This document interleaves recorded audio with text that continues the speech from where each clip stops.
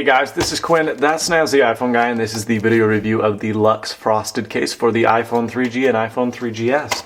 Now let's hop straight into the review. We have the LuxeFrosted here, which is made by iFrogz. They're actually based out of Cache Valley, Utah, 30 minutes away from my house, out of the city, but you know, iFrogz makes excellent stuff. I love their stuff. Their headphones are pretty good. Their cases historically have always been my favorite. I love the Lux. The Lux was one of my favorite cases for months until I really got in. Oh, sorry about that bump. Until I really got into the case market, the Lux was my favorite case just because it was simple. It offered good protection and it was inexpensive. I actually bought it myself at the mall, and that's the reason iFrogz does so well, is they're very good at distribution. A lot of case companies out there only sell through their website, which when you're trying to get your name out is really tough. So what I liked about iFrogz is they're everywhere. You can go to your Apple store and pick this up, I think. Maybe not now that I say that. I think they're in the Apple stores. I know that there's a kiosk right outside of the Apple store, so maybe not. But you have the LuxeFrosted here. By the way, this packaging is impossible to get off without ripping it. So before you take it out of the store, make sure you have intentions on keeping it, because this isn't going to be a product you can return. I'm very good at opening cases, and I just absolutely destroyed this one. So there's the first con, non-returnable. But you open up the case here, and you are going to get a few things. You get the case itself. You get the phone. Just kidding. It's a little paper inlay. And you get a screen shield. The screen shield doesn't seem very high quality to me. I don't think I've ever tried one of iFrogz's screen shield, but then again, I'm not someone who uses a screen shield anyways. If I do, it's only the high quality ones like the Steinhill SGP ones, or not even Switch Easy anymore. They've gone downhill, but you know, it's a plus that they included it. If you want to bear to stand with that, then that'll work for you. Now you have this case here, which has been redesigned, thank goodness. It used to have, now as you can see, there's little tiny flanges here which actually help clasp onto the bottom part. They used to be significantly longer and they would always break. I had 3 Luxes and in all instances they broke, so it was a huge downside, and that was my #1 complaint about this case. But this green one will look much sexier on a white iPhone for a few reasons. This top piece is glow in the freaking dark. So it looks really cool at night. Besides that, it's just a hot color. And when you put it against something black, it just dampens the vibrance. Bad example because it's not on it directly, but it makes it more green rather than limey. So if you have it on a white phone, you get much sexier results. And yeah, it's a hot case. So it's very simple. You have this cover here on the bottom, which I love, always have loved on the iFrogz Lux cases, to ensure that your case will not be scratched. There's never been one on the top. I don't know why. RadTech does it, but iFrogz never has. It could be, and especially on this case, is with these see-through pieces. If you have big black foam on the back or big black felt on the inside, it could dampen the look on the outside. And I bet you that's the reason. This is very see-through. You can see my finger right there. 2 fingers. So, you know, there's no hiding anything. Your Apple logo will shine through when you slide this on. Very sexily, may I add. And so you're going to put the top case on, which slides on way too easy. It just... So that's one thing to note. It's not very tough on the top, but I think partially another reason why they have this felt on the bottom is to kind of grip it, because the bottom one is the one that holds all the structural integrity of the case together. Now, it still is pretty easy to undo, which is a complaint of mine. It wasn't that way with the original Lux, and even though you had those dang ugly long flanges, it did clasp. Their new clasping system I don't think is good. They have the button there so that you can push the button down and slide out, and perhaps if you bend the button up a little without breaking it, Quinn, it will clasp a little bit better. But yeah, so that's pretty good, but I can still pull it off easy. I mean, that was not any work or effort at all. So that is one thing to note with this case. Huge, biggest downside.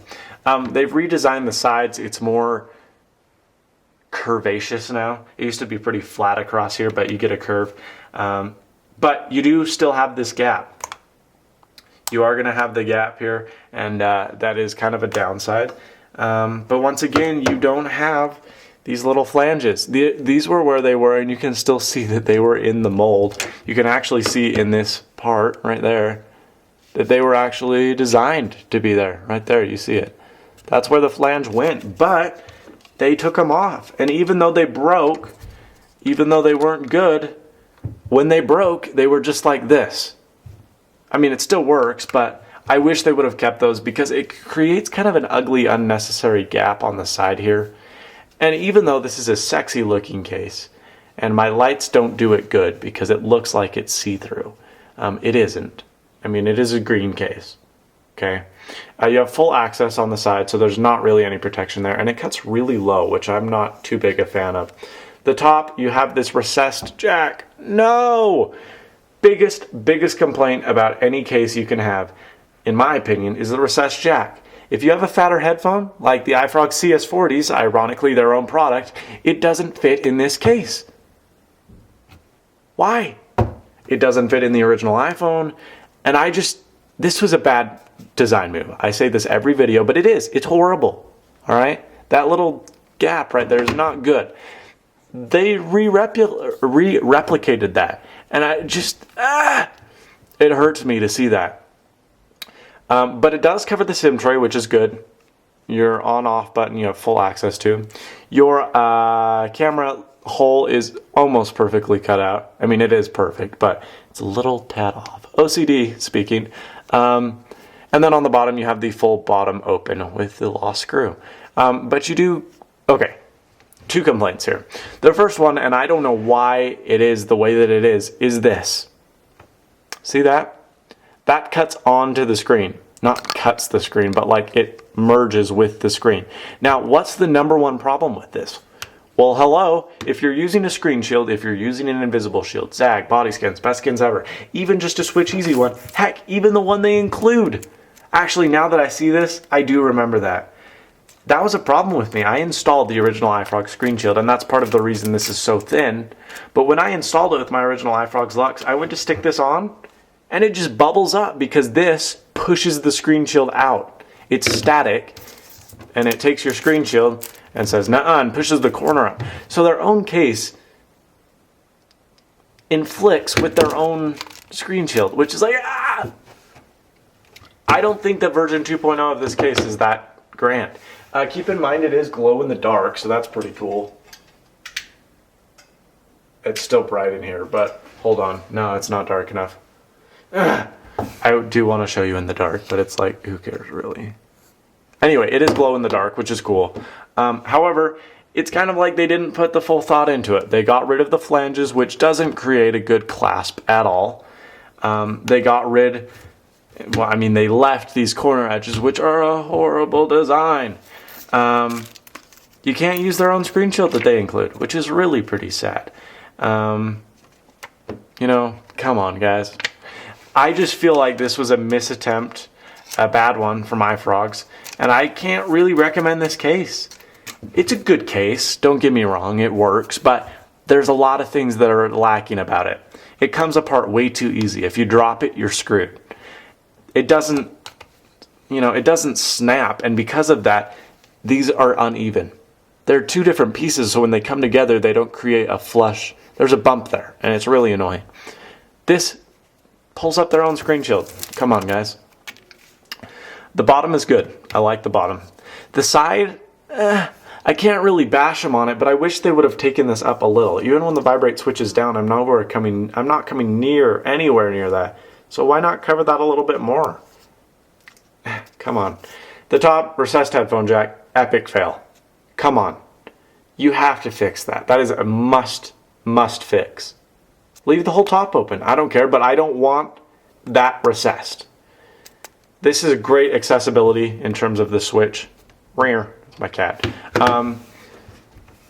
So I'm gonna say don't buy the Lux. Get the Swerve.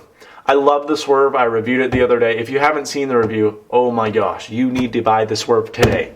It is hands down the best case I've ever reviewed. I've used it a little more lately, and I love it. I love the Swerve. But the other iFrogz counterpart, the Lux, I just can't recommend. They have this frosted style, which does feel very nice. It's very texturized, kind of matte, but you know, it's still see-through, aka frosted. But I just don't see it. It just doesn't work for me. I wish they would have added the flanges again. Cutting those off was just a stupid move.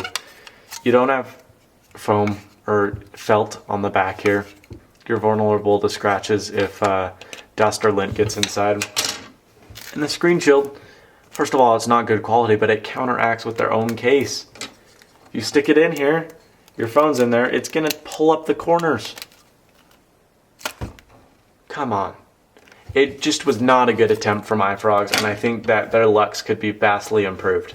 I loved their original edition, wish they would go back to that flange style and get rid of this. So iFrogz, that's my suggestion to you.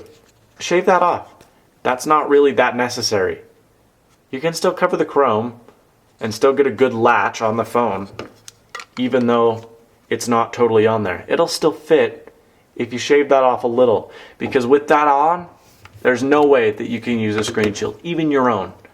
So, you know, I can't give it a good review. I'm going to say 5 out of 10 at best. Probably a 4.